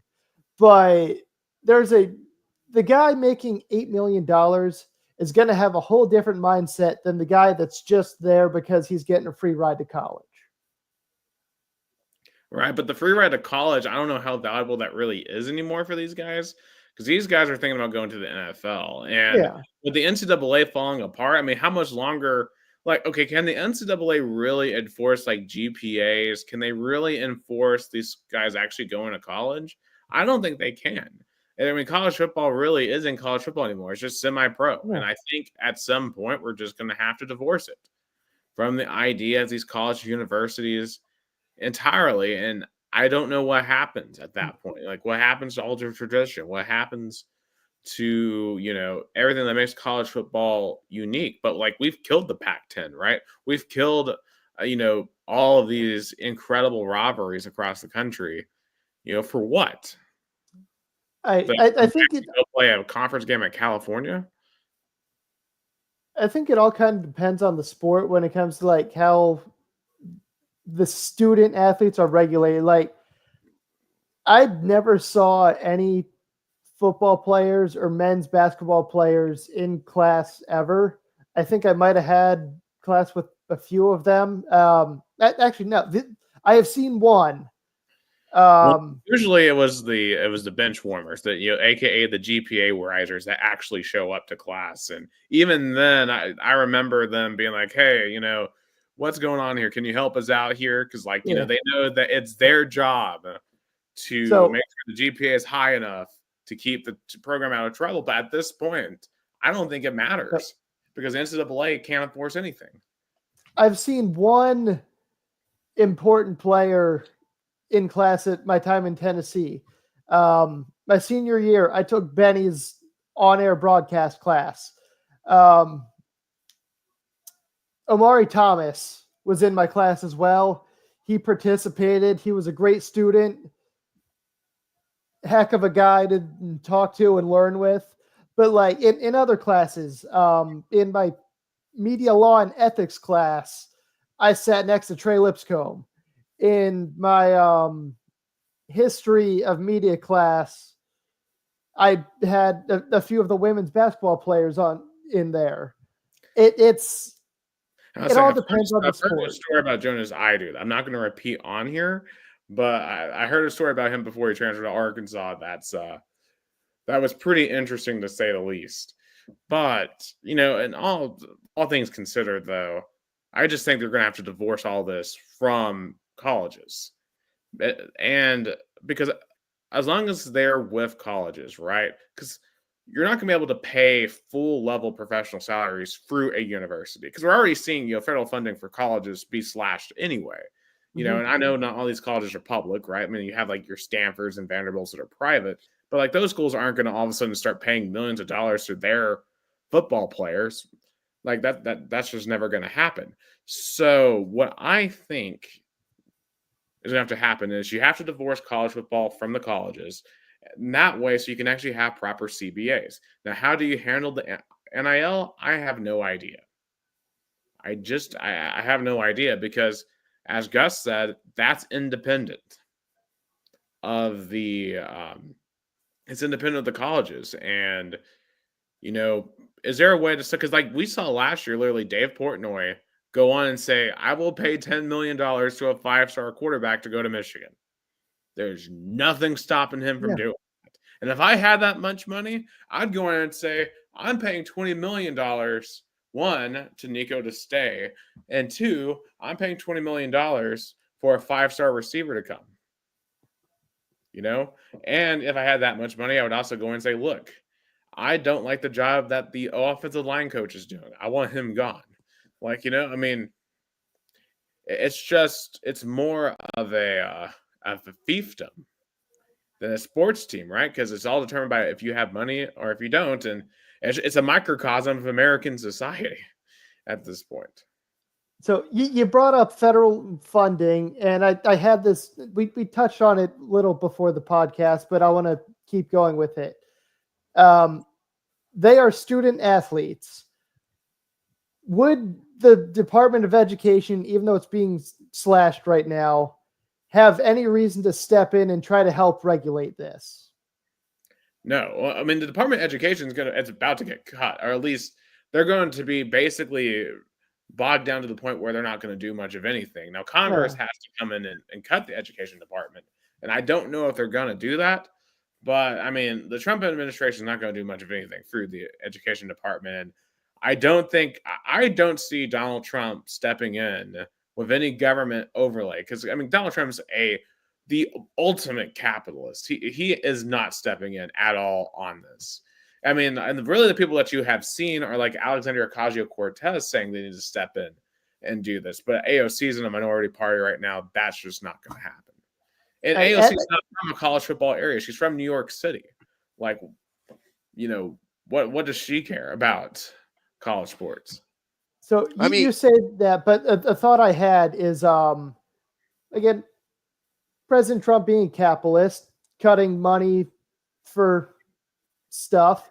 I wouldn't put it past him to I don't know, put more federal funding into NIL just because he's kind of been doing stuff that his fan base would like. Hang on, let me finish. Because that just seems like something he'd do. Do I have any evidence to back it up? No, but it wouldn't surprise me just because why not? Would it make sense for the Department of Government Efficiency to approve that? No, but we've seen a lot of the stuff happen. I saw Doge was getting audited earlier, so that even though they're the auditors are getting audited. Gus, what were you about to say? No, I was about to say, and that's something a discussion we kind of have here in Brazil in regards that, like, for example, Rio Branco or any team that is located in a small city, there's always the question why the city can't help, why the sports department in the city can't help the team. Like, I don't know, put lights in the stadium, give money. And the thing that I tell is public money should not go to a private entity. But you say, oh, but the universities are a state kind of entity. Yeah, but you just can't allocate funds from the government to basically pay athletes. You're basically doing that.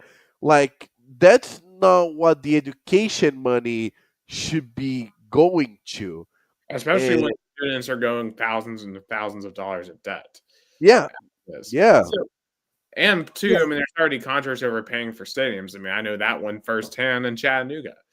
Um, but So my one argument with that is when I was doing the work study at WUTK during COVID, well, before the pandemic hit, it was the federal work study program.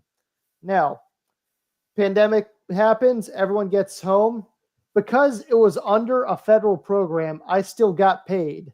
Taxpayer money was going to me getting I think I got like $100 a week up until whenever the year ended, or in that year's case, I No, no, think but the end date was like late May. But I was getting public money for doing the federal work study program, even though I was doing absolutely nothing. that's connected to your education, or at least Fair enough. I would have stated that's the intent of the program. I also myself also got I was a work study, not federal because I was an international student, Hmm. but the intent of the program is to you have an opportunity to get paid through something that you work on the university, I guess. Hmm. But my big point is that the what college football should do is to hire a commissioner.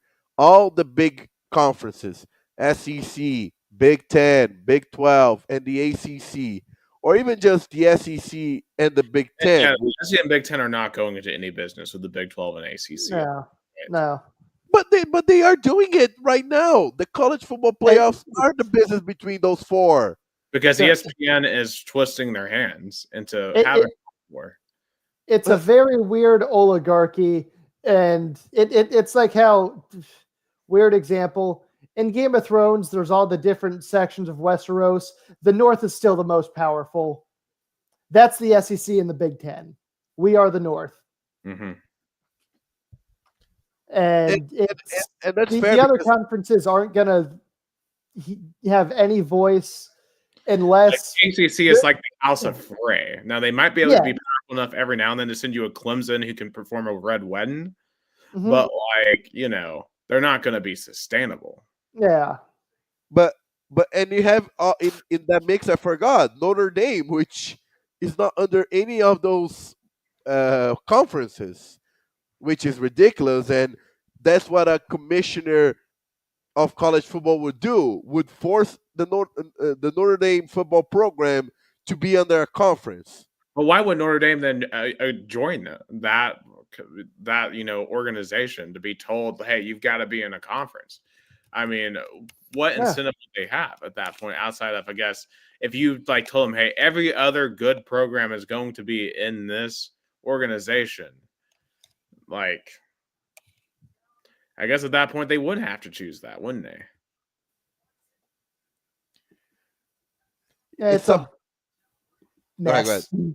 Yeah, I was It's going just a to whole learn mess that. where like Notre Dame has a good thing going being an independent.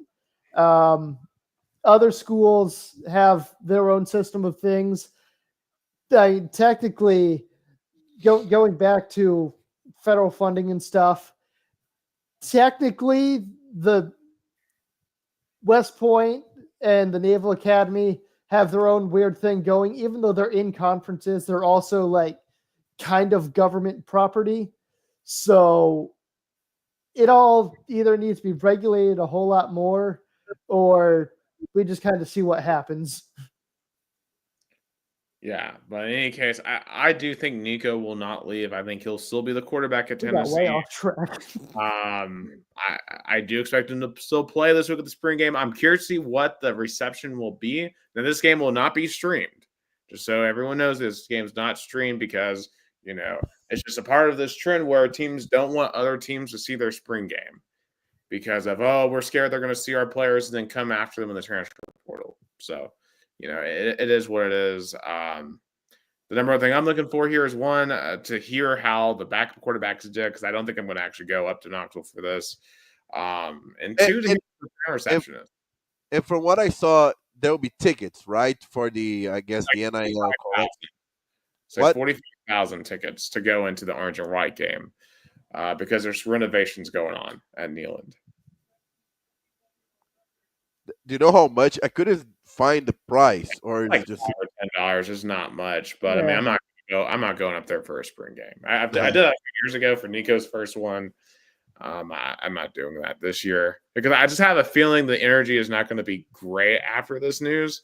I don't want any part of that. So, No, but it's also like spring games are fun because it's like, hey, fun football energy. It but just with this Nico news though, I yeah. have a feeling you're going to have some drunk idiots show up and try to boo Yeah. Nico. It's just it's and then like even still the energy is not there. It almost feels like a waste of time to make people pay to go to spring games. Like I don't know, just like maybe it's students literally only or something. Because like it's you invite the boosters, the donors, you invite the students. That's about it because it's a spring game. It means nothing. You're just kind of seeing how the team might look next year. I mean, and that's my one criticism with Danny White is everything is more expensive. And even the game things that used to be free are now you have to pay for. I mean, there's a parallel between Danny White and Disney World. Things that used to be free, you have to pay for, including like the Fast Pass and / Genie or thing or whatever. It's gone through so many different variations. I've lost track. Right. And I've only been here a year.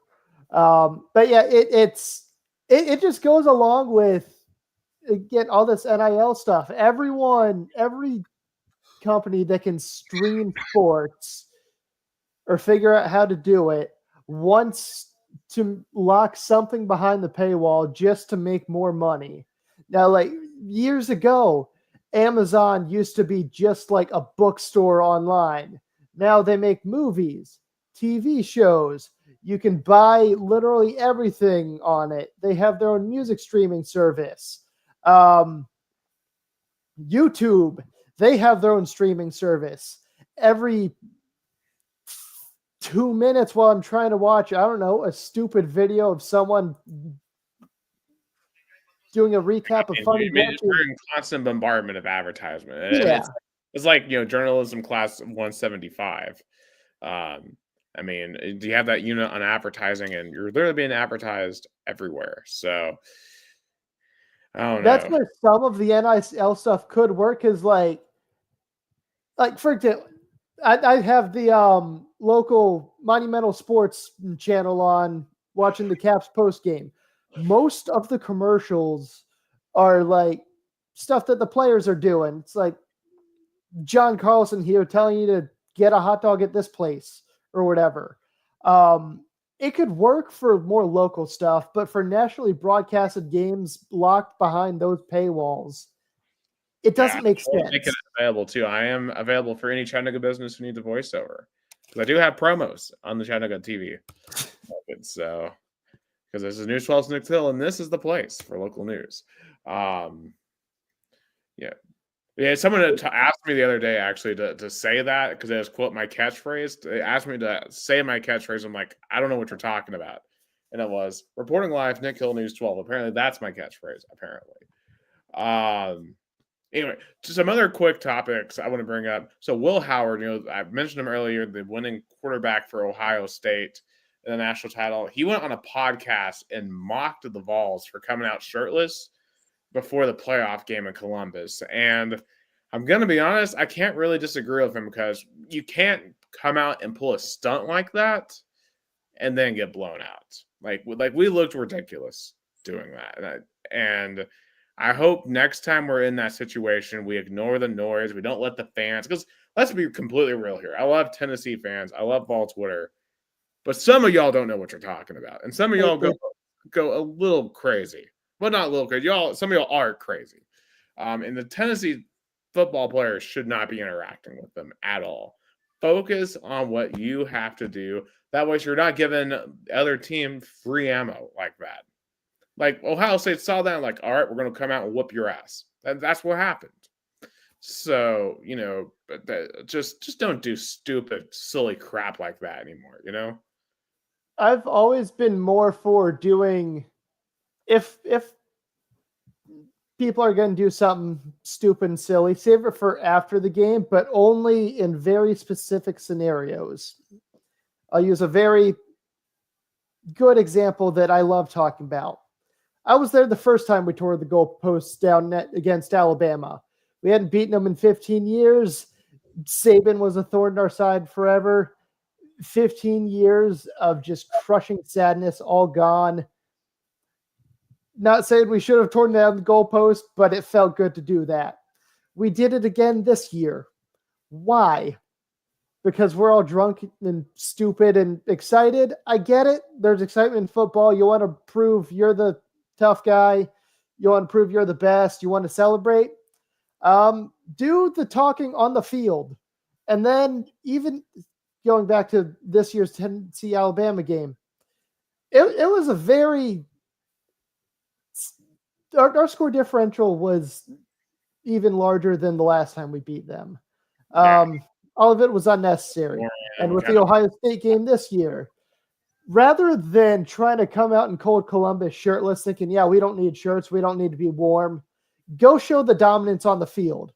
When I was helping with my high school football team, our coach always made fun of the guys who's like, oh, I don't need to wear a thermal underneath my gear, I'm tough. Or the guys who like, I don't need to drink water, I'm tough. Which like, are you just stupid? You need to drink water. Tough people need to drink water. If you want to be tough, you want to keep going, stay hydrated. Otherwise, you're just going to collapse. And then we're going to need to call an ambulance, and then it turns into my problem. Or you just get cold, your muscles get tight, you're at better risk of injury if you keep exposing yourself to the elements like that. Maintain proper physical well-being and don't just showboat about it. Yeah. Pretend like you've been there. And I think that's one lesson we will learn. That's one lesson Hyper will impart to this team, I believe. Pretend like you've been there. Speaking of being there, Tennessee will be playing at Virginia Tech next year. Or Georgia Tech, excuse me, not Virginia Tech, Georgia Tech. 2026, and then home against Georgia Tech in 2027. This replaces Nebraska. I'm okay with that. I mean, on short notice, it's probably the best you're going to get. There should be some interesting games. Why'd that happen? Well, Nebraska dropped out because they, quote, needed an extra home game to fundraise for stadium renovations. But really, to me, they were just looking to dodge us. Because they want to pull in Indiana and make the playoffs without playing anyone tough. And that's the whole rationale, in my opinion. It's soft. So, whatever. I lost the respect for Nebraska over that. And the last time both teams play each other, I was there in Atlanta. Do you guys remember that game? I was there too. That was my first game in the Pride of the Southland as a freshman. So yeah, I most definitely wasn't around.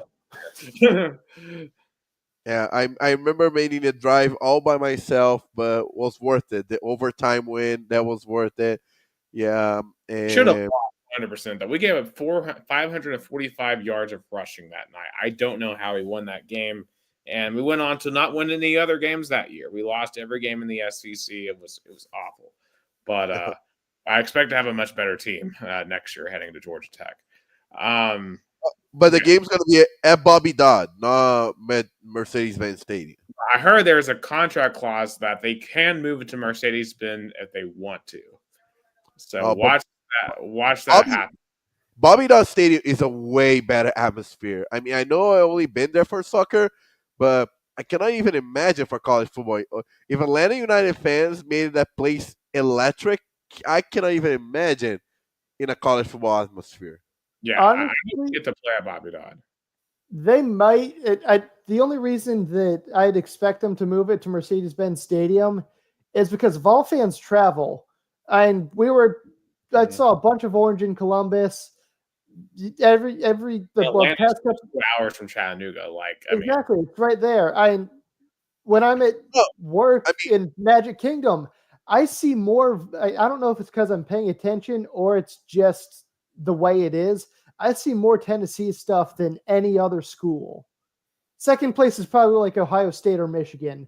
but it's Tennessee fans will travel and they will be loud and obnoxious, and you're going to need the proper venue to do that. As long as And, we're loud and obnoxious in the good way. It's an and the amazing last stadium. Like, I have no problems if they do move it because it's a better stadium, like in terms of just pure design. But it'd be cool to check out Bobby Dodd. and the last time both teams play, I mean, you probably can vouch me, Nick, but there were way more Tennessee fans than Georgia Tech fans. Oh, yeah. And I mean, Georgia Tech fans were like 10 minutes away from that stadium. Not even an excuse, oh, our campus is outside of Atlanta. No, it's downtown Atlanta. I mean, Yeah. Vol fans travel was like what, 20, 30, 40 times longer. I mean, it's like when Georgia plays Georgia Tech. I mean, there's always more Georgia fans no matter where it's at. Yeah. But it's also just conference parity. There are more SEC fans than what conference is Georgia Tech in again? ACC. Okay. ACC is a big one, but like there's more Tennessee fans in Nashville than Vanderbilt fans. Yes. And it's just one of those things where you have two teams in such close proximity, people are going to kind of gravitate more towards one than the other. Yeah. The last college football topic I want to bring up is a really funny one. So Connor Stalions, a favorite topic of mine on the show, because this is my tinfoil conspiracy theory, because I still think he helped South Carolina beat us in 2022 with Michigan.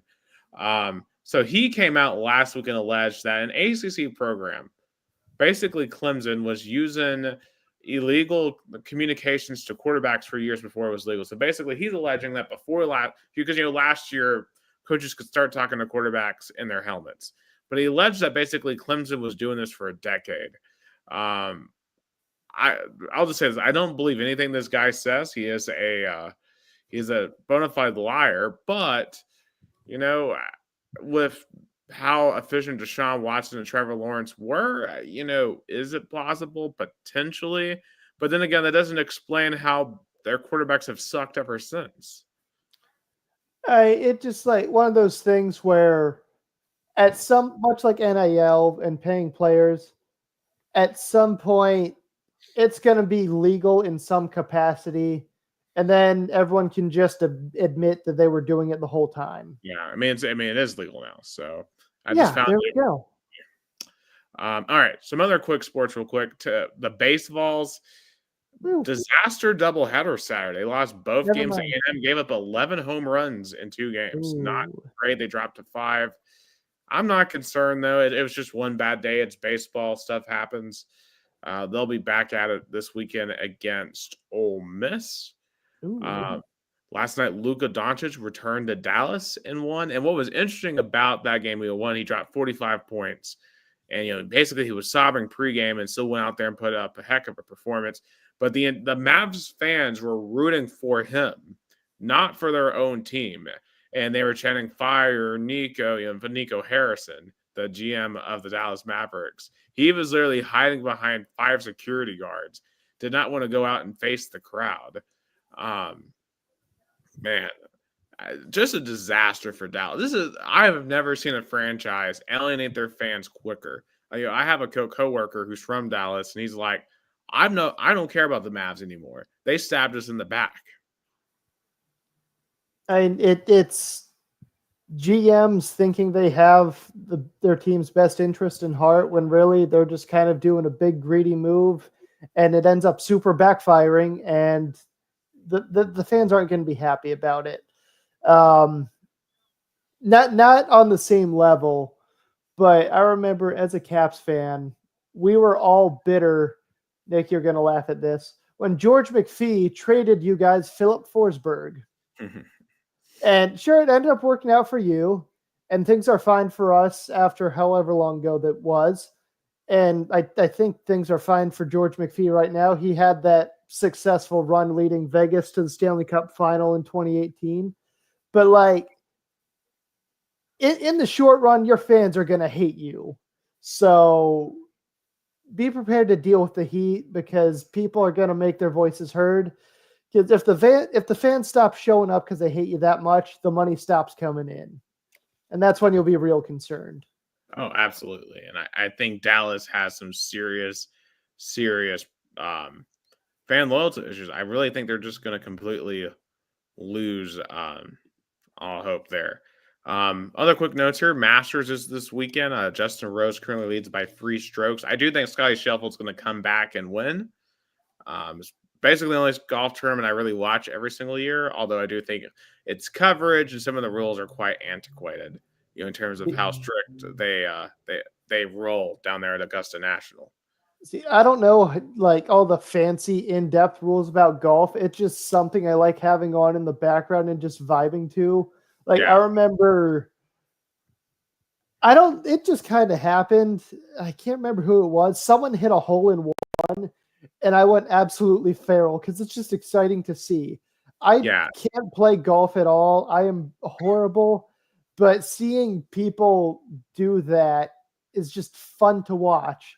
And one thing I'll give the Masters credit, stadium concession prices are ridiculous, and you're paying like $20 for a hot dog or whatever.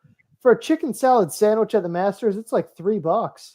yeah. They you're paying an arm and a leg for a ticket just to be there. So the fact that they're acknowledging that golf is golf, um, you're going to pay normal people prices because whether it's Augusta because National or your local dinky course, have a nice chicken salad sandwich. they know it's more about the kind of like the like they're not gonna make any money off of concessions. They know their Yeah, money is from tickets. People yeah. pay bucks load of money to be there. So having those items and the prices, it kind of adds to the mythology that the Yeah. Masters has. It's Right, like and then how with the music and stuff, I mean, there's no sporting event like it. like how uh, sure it's a $3 chicken sandwich, but it's Augusta National, the most famous golf course in the United States, possibly the world. How good do you think that $3 chicken sandwich is? I am most definitely curious about it just because of, like Gus said, the mythology of it all. Yeah, and I'll say this: I was watching a little bit of the coverage earlier, and the course looks great as always. Oh Even yeah. considering Augusta got completely whacked by Hurricane Helene a few months ago. There's a lot of places in that area that are still recovering from that. So impressed that because you can tell there's a few less trees than there were last year because a lot of them got torn down in the Well, that's hurricane. good for the golfers. Less stuff to hit. Exactly. Although to be Um, honest, I don't think any golfer in that tournament would hit a tree. Meanwhile, Well, it, one it well one hit it. One went into the water earlier. I think it was Rory oh McIlroy, McIlroy, who and he Rory had some awful swings. He missed like a putt, like just terrible. it's one of those things where minor changes in physics will make or break your game for the day. Like a slight shift in the wind, or like how far along the head of the club you hit the ball. Such a minor thing with such major consequences. It's stuff people smarter than me understand. I'm sure my dad gets it given my dad just came back from a golf trip in Myrtle Beach. He could probably talk the physics of golf all day, but like those Like little to repetitions learn that how to matter. play golf for business reasons because I don't know how to play golf, but I know it seems like all business deals My happen on a golf course. my Yeah. my, my uncle is a semi-pro golf player. He won some tournaments. Remember, Nick, we had him on our podcast a few years ago to talk Yeah, about live PGA. PGA, all that issue. So my uncle also can talk a little bit about that mythology of Augusta, and also the how big the Masters is. Yeah, but definitely going to be an interesting weekend down in Augusta. Real quick, NASCAR, Denny Hamlin's won the last 2 races at Martinsville and Darlington. They're at Bristol this weekend here in East Tennessee. I always love it when they go to Thunder Uh, Valley. Additionally, we got the U.S.'s Gold Cup draw tonight. They will be playing, I believe it's Trinidad and Tobago, Haiti, and Saudi Arabia. So, I mean, there's no excuse for the U.S. not to win that group in the slides. Now, Saudi Arabia is pretty good. I mean, they beat Argentina at the last World Cup before they went on to win the whole thing. But I mean, and I know the U.S. has lost to Trinidad and Tobago in the past not to make the World Cup. So, okay, maybe I shouldn't just go and assume. But still, with the talent that the U.S. men's teams has, there is no excuse, especially with a tournament in the United States, to not win that group. Because we need to see something positive before next year, or otherwise, there's going to be no hope for the U.S. men's team. Well, because doesn't the host country automatically qualify? Oh Yep. yeah, Yeah, and it's tournament basically. To bring in a massive throwback to the Rock Solid Sports days, our very long debate on when China hosted the Winter Olympics a few years ago, whether or not the Chinese national team should be playing hockey because how much of a joke that is. The U.S. men's soccer team, they're good, but compared to some of the other countries, where it's depressing to watch. We're good enough where we shouldn't back out of the tournament, and that'd be even more embarrassing than just straight up losing. Yeah, I mean, we're not going to do that. Like, it's the World Cup. Yeah, we should make the knockout stage, and yeah, frankly, we should win a match or two in the knockout stage. I don't trust this team to do that, though. But Mauricio Pochettino, he will figure out. He's a coach that he will figure out. I'm not saying they're gonna win at all, but he will figure out. Mauricio Pochettino just have to implement his kind of more energetic style into the team. I think that Gold Cup will be a great opportunity.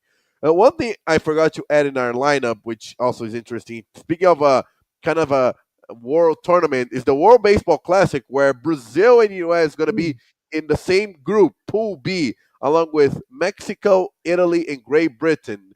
And this group is going to be in Houston, Texas, March 6th to 11th next year. US also appointed their manager for the World Baseball Classic, which is Mark DeRosa. So they were appointed today. So because World Baseball Classic, I think, especially after the last one with Otani and everything, I think there's going to be more significant. For example, Japan, they are in Pool C along with Australia, Korea, Czech Republic, and Taiwan. So imagine those crowds in Tokyo, Japan, to see Otani playing for Japan. It's going to be insane. And they've got some other dudes too who are coming up as well that are going to be really, really good as well. So I mean, it's going to be absolutely electric. But Gus, we unfortunately for you, Rio Branco season came to an end this past week.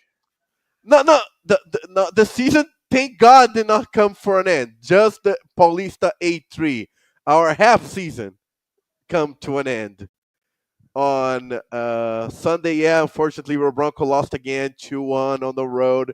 Was going to be a difficult challenge. Monte Azul had, the crowd, maybe the refs, because we're Bronco fans. They are very much conspiracy theorists right now because of all because Monte Azul, they are what we call SAF, which is kind of, they became a legal entity, a franchise, not a, because in Brazil, as I tried to explain before, uh, soccer teams are basically country clubs. You have your president, you have your council that elects the president, and now they're becoming SAFs, which is basically a franchise where you have a CEO, you have an owner, you have shares of the team you sell.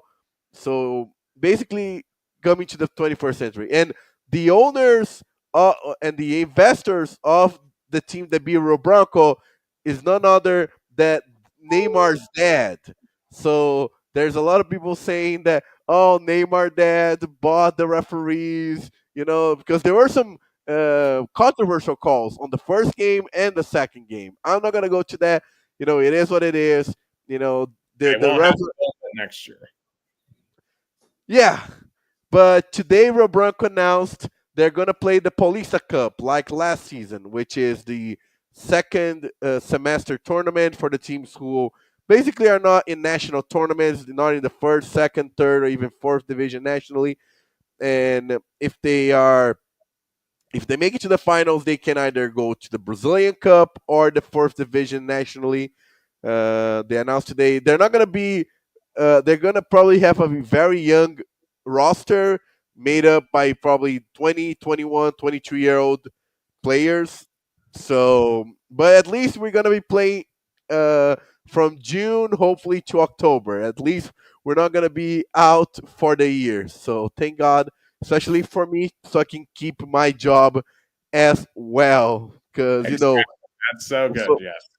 because when your team is not playing, there's no PR to do it. So that was a relief for me today. And funny enough, uh, I know they're like the Braves and the Phillies are playing right now. They're 1-1 bottom of the nine, and I bet is like more than midnight, like it's midnight Well, 15. we've had some storms this afternoon. That's Ah, yeah, we had some storms that came through here about 5 or 6, and then they went on down to Atlanta. So that's why they're playing this late, is because of a rain delay.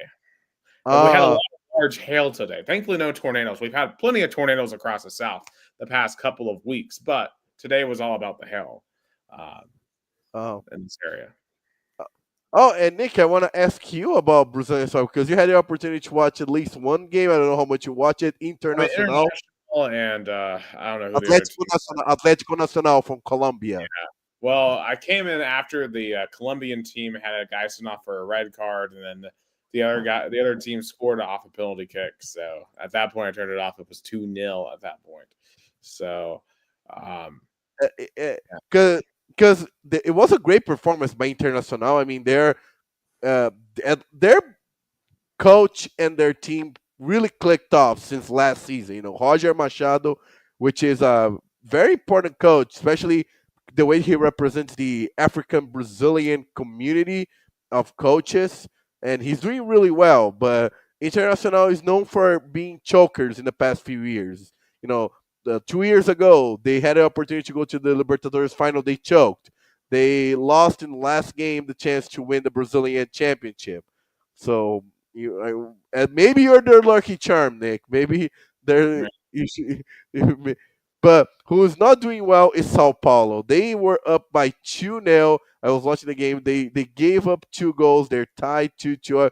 I know their coach is gonna continue, Luis Ubeldia. I really don't know. The fans definitely boo him after the game because they're imagine being 2-0 and then they gave up the tie after the second half. Corinthians tied on the road for Sul-Americana 1-1. They play with backups and some starters. The second half was better. Palmeiras won 1-0, but they're playing very stall, but they're not playing like they used to in the last few years. And the goal scorer, Richard Hills, the fans were kind of boo him, and when he scored, he put the shh. He made this symbol like to shut up, and then the fans definitely not have him after the game. The Palmeiras post a video where Richard Hills apologized, saying that he loved the fans, that was kind of like a overreaction. And last but not least, Santos. Probably Neymar finally coming back this weekend. I mean, I know there was a lot of happiness for Santos fans to see Neymar back, but as of right now, he's more off the field than on the field. I'll say that. But yeah, right. that's kind of it for Brazilian sports. Yeah, but Oh, I guess what? no, it's got my last point. But I want to close up with this, and I want your guys' opinion. So there's a lot of controversy regarding the Brazilian Confederation president who kind of got reelected with 100% votes of That's the not suspicious at all. Huh. yeah, because he basically prevented Ronaldo, fat Ronaldo, the guy who played for Real Madrid, to Yeah. run against him on a political move with the teams and the federations. And Brazilian ESPN kind of debate show had a segment, talking about that, talking about a news article that came out that the Brazilian Confederation was spending lavish money on trip expense to the World Cup for people who are not related to the Confederation. And they were talking about it. The next day, they were suspended for unknown reasons. But what's suspect is ESPN is right now broadcasting the second division nationally, Serie B, which is sold by CBF, the Brazilian Confederation. So we put up a question. I don't know how much you have in US. Like, how much can you criticize the entity that you have a business relation with? Like, how much can you criticize Rob Manfred or Roger Goodell or Adam Silver, where Right. basically your network has to make deals with them? Well, I'll tackle this from just my experience and then from an ultra experience, right? So, like, as a news reporter, sometimes we have a lot of companies that do advertisements with us, right? But sometimes, you end up doing stories on those said businesses. Like, for example, we were doing a contest with a local dog kennel business, but I did a series of stories on them because they had built their business next to a bunch of apartments, and all the neighbors are getting annoyed by the dogs barking all the time, and that became a whole thing. And that I kind of probably cost our station that relationship because of my stories. I mean, but at the same, in journalism, you just have to be. I mean, you got to report what's going on, right? Like, I can't sugarcoat it. But, like, for example, like CBS this weekend when they're doing the Masters coverage, they often will kind of sugarcoat. They won't talk about any Masters controversies because Augusta National could any year take away the Masters from them. So, um, Yeah, and that's my point. That's my further point. Like, but Mm. I guess for CBS, not an issue. For example, that for much ESPN, like how much ESPN can criticize Adam Silver because they literally banks their sports coverage on the NBA. So right, they want to probably avoid any kind of, for example, if let's say Adams, there's a scandal regarding Adam Silver, oh, that he is doing something wrong, how much they can press on him because the same network has to negotiate broadcasting rights. That's basically what's happened to here in the Brazilian ESPN because they of course those journalists who were on the debate show, they were reinstated. They had like a 3 day suspension, but just the and one guy I follow, Hika Pihoni, said maybe sports journalism is kind of overstated where you work as a sports journalist cannot go fully journalistic kind of because of those business relationships. I guess it also kind of depends on how things are worded. Like if it's a blatant attack at said business, then I'm not saying that expect consequences and reactions, but like hypothetically, this may or may not have happened. I have guests always ask us what our favorite Disney movies are.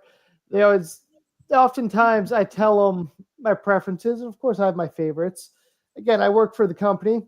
I also tell people some of my least favorite stuff because, like, let's be honest, Star Wars has been kind of not great lately. I'm openly criticizing the company that I work for, but in oftentimes a lot of these sports talk shows do they provide sports news? Yes. A lot of it's also entertainment, and whatever brings in the views is what mostly matters. Sometimes you got to talk about those controversial things to bring it in.